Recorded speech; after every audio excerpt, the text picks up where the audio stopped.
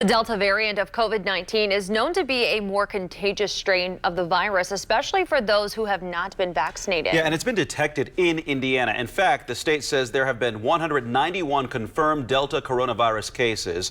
The variant is also causing some concern among parents, especially those of young children who are not yet eligible to be vaccinated, and many of whom are headed back inside of a school building just over a month from now. We've got team coverage for you tonight. We begin with WRTV's Megan Sanctorum. She spoke to parents in the community and is working for you to get answers from health leaders on how you can protect your kids. As kids get ready to return to school or as they spend time in daycare, some parents say COVID-19 is still on their mind. The talk of the new variant it's pretty scary, especially because he's in that age group that just can't be vaccinated yet. Billie Holland is an Indianapolis mother to a 15-month-old son. She says she's doing her best to keep him safe. We try to ask everyone that we're around in person, if they've been vaccinated and if they've been sick lately, if they've been tested, and trying to keep him in what his pediatrician recommends, which is a vaccinated bubble, as much as we can. But that isn't always possible, especially at daycare. And she says there are still a lot of unanswered questions as this new COVID-19 Delta variant emerges. It's been difficult to navigate. I feel like a lot of people, even as daycare, seems to not really acknowledge the variant yet, that it's here or an issue, but it's here, it's in Indiana. The Delta variant indicates that COVID is still out there. We still are treating patients every day for COVID. Leaders with Franciscan Health say the best way to protect yourself is by getting vaccinated. But for those who aren't eligible for the shot, some of the common prevention techniques like basic hygiene and masks can help. They also say they believe children are at a much lower risk. Children have not been shown to transmit the disease much, so I think that it's safe to listen to our public health authorities as they advise going back to school and such. Holland says there are a few things that daycares and schools could do that would make her and likely other parents feel a little more comfortable. Needing to wear masks, requiring the vaccines, I feel like in a similar way that healthcare does, would actually be really beneficial, especially when they can't be vaccinated right now. She says for now, she will keep following the guidance of her pediatrician, and she hopes to eventually get her son vaccinated if it's found to be safe and approved for children. Working for you, Megan Sanctorum, WRTV. Megan, thank you. As we are now 1 month out from some schools starting back up at the end of July, WRTV is looking into what some return to school plans are and how people feel about it. Our Stephanie Wade speaks with a teacher and parent as families navigate their way back to the classroom. My daughter, she's going into middle school and she got great grades this last year, but I know that she is behind. Teresa Armstrong is happy her kids are returning to the classroom 5 days a week this fall, saying they learned better in person. But that still doesn't come without some concerns. I am slightly concerned about my kids going back without masks or being around classmates without masks. I'm going to ask my children to wear their masks while they're at school. Armstrong is immunocompromised, and with the Delta variant now spreading more throughout the state. I know that my teenager is vaccinated, but my small children aren't, obviously, and so what are they going to bring home to their grandparents or to me? Of course, there will always that will always be a concern. It's not left lightly on any of us. Again, trying to follow the science and trust the guidance of the CDC. Randy Harrison is a teacher in Anderson Community Schools and the president of the teachers union there. He says the district did a survey and 86% of its faculty and staff are fully vaccinated. They even offered a stipend for staff who got vaccinated. Because of that, we are leaning towards entering next school year, making masks strongly recommended for anybody, and that includes students that have not been vaccinated.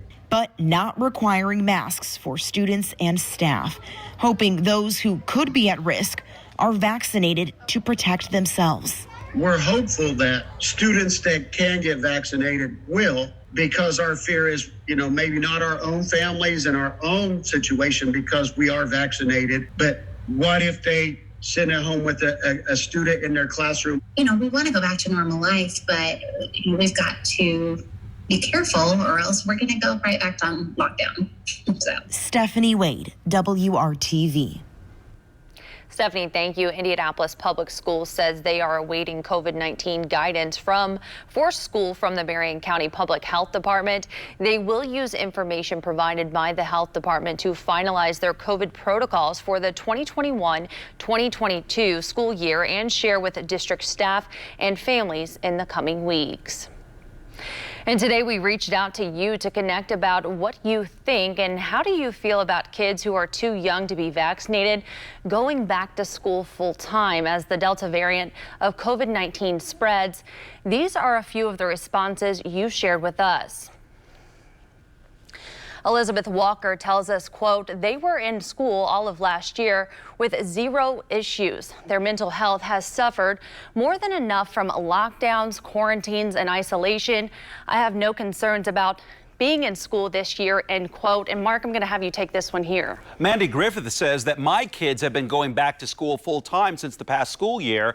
They'll go back again in the fall. Wasn't worried then, not worried now. They won't be vaccinated either. And meanwhile, Tegan Marie Lara shared this with us, quote, yes, very nervous for my son who is not old enough for the vaccine. He did online learning all of last year, end quote. You can take part in this conversation too. Just go to the WRTV Facebook page and find this quote, this post rather. Every year around the 4th of July, you hear about how to stay safe while shooting off fireworks. It may start to sound like white noise, but tonight a story you have to see. A mother with a warning about just how dangerous setting off fireworks can be because the unthinkable happened to her. WRTV reporter Nikki Dementri shares her story and what she needs you to know. And a warning, some of the images in this story are graphic. This one I kind of think shaped like a heart a little bit, so I like that one. These scars tell a story of determination. They're hoping 80%. I'll never be able to make a fist, but I am pretty darn close to it, and I'm hoping one day to prove them wrong. Christy Anima spent the last 9 months in intense physical therapy. We're learning simple tasks. Her mom by her side. She's not giving up. She's doing everything and beyond. It's a massive change of plans for the 45-year-old Westfield mom of 4. I've learned now, instead of looking at the things I can't do, I'm looking at what I can do. As you know, when I couldn't even wiggle my fingers or dress myself, you know, and now, I mean, recently I learned to tie my shoes again. And it was her youngest son who called 911 when the unthinkable happened last September. One of the guys, you know, was holding the tube up in the air. He asked me if I wanted to do it, and I didn't hesitate. I held the tube like this with my right hand, and the mortar never left the tube. It exploded and came out the bottom and basically blew my hand in half. When I went to hold the tube, my son, and I'll never forget that, he said, Mom, I don't think that's a good idea. And I said, oh, Mommy will be fine. That firework malfunction split Anima's dominant right hand in half. 15 broken bones, 6 dislocations, and a compound fracture. It was so stupid. And this has changed my life, you know, my everyday way of living, and you know, it will never, ever be the same. Anima spent 8 days at St. Vincent Level 1 Trauma Center and underwent 2 surgeries there, 3 more after she was discharged. Longest 8 days, yeah.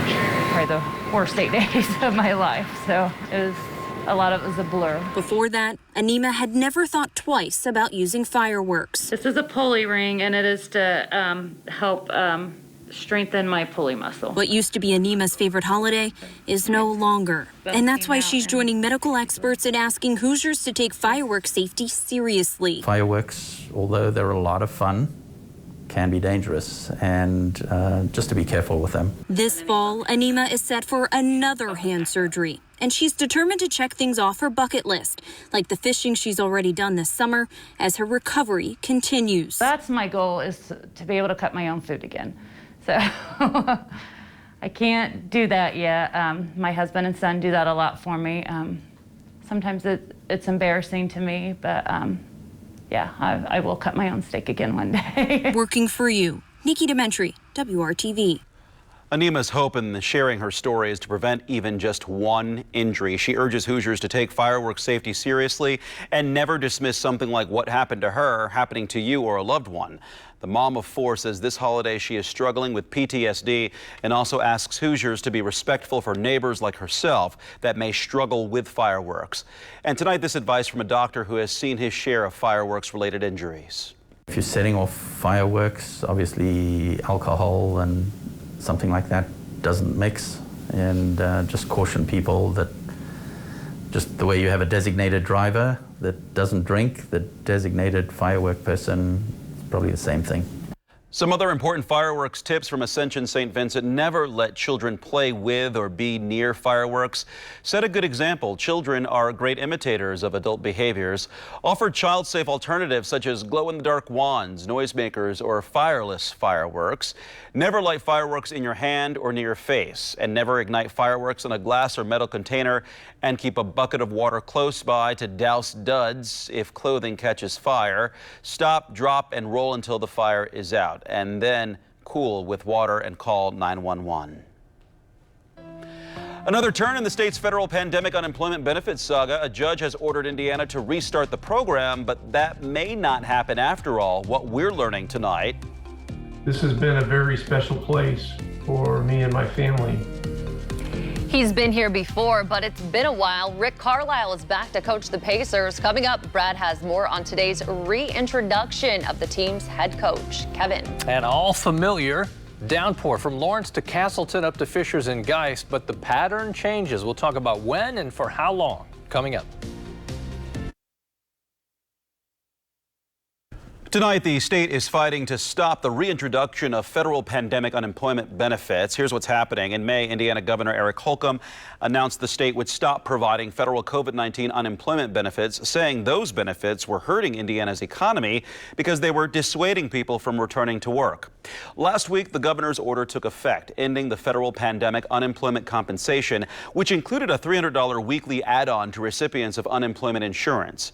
Then on June 25th, a Marion County judge granted a preliminary injunction in a lawsuit filed by 2 legal organizations, which argues state law requires Indiana to give federal insurance benefits to residents.